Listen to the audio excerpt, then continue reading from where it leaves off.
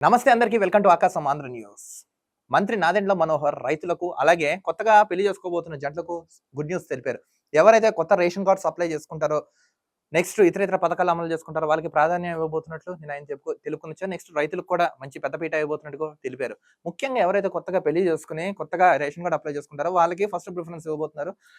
గత ప్రభుత్వంలో వీళ్ళకి ఇస్తా అని చెప్పి హోల్డ్ పెట్టినవన్నీ కూడా ఈ ప్రభుత్వం అన్ని అమలు చేసి తీరుతుందని మంత్రి నాదెండ్ల మనోహర్ చెప్పుకొచ్చారు. నెక్స్ట్ నిన్న ఢిల్లీలో వెళ్ళి అక్కడ కేంద్ర మంత్రులను కలిసారు. నెక్స్ట్ రాష్ట్రానికి కావాల్సిన బకాయిలు ఏమైనా ఉంటాయని విడుదల చేయమని, నెక్స్ట్ రాష్ట్రానికి కందిపప్పు చాలా అంటే చాలా అవసరం, అది కూడా విడుదల చేయమని అక్కడ కేంద్ర మంత్రితో చర్చించడం జరిగింది నాదెండ్ల మనోహర్.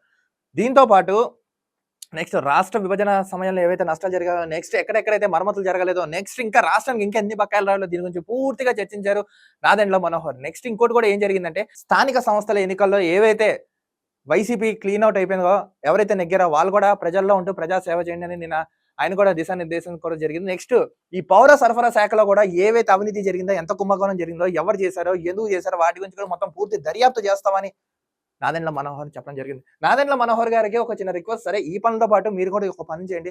మీరు తెనాల నుంచి నెగ్గారు కాబట్టి కొంచెం ఆ ఏరియా బేసిన్ అంతా చూడండి. గుంటూరు, తుళ్ళూరు, రేపల్లె ఆ చుట్టుపక్కల గ్రామాల్లో కూడా రోడ్ల వ్యవస్థ సరిగా లేదండి. రోడ్ల మీద కూడా కొంచెం ఫోకస్ పెట్టండి. హెల్త్ ఎడ్యుకేషన్ మీద డిప్యూటీ సీఎం పవన్ కళ్యాణ్ గారితో కూడా మాట్లాడండి. సీఎం చంద్రబాబు నాయుడుతో కూడా చర్చించండి.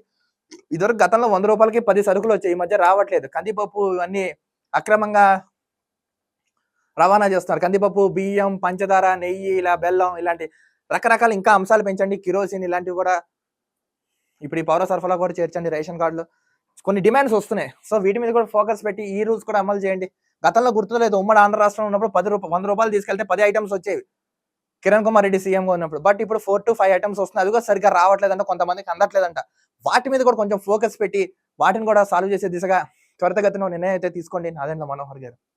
చూస్తున్నానండి ఆకాశం Andhra news. This is Dilip signing off.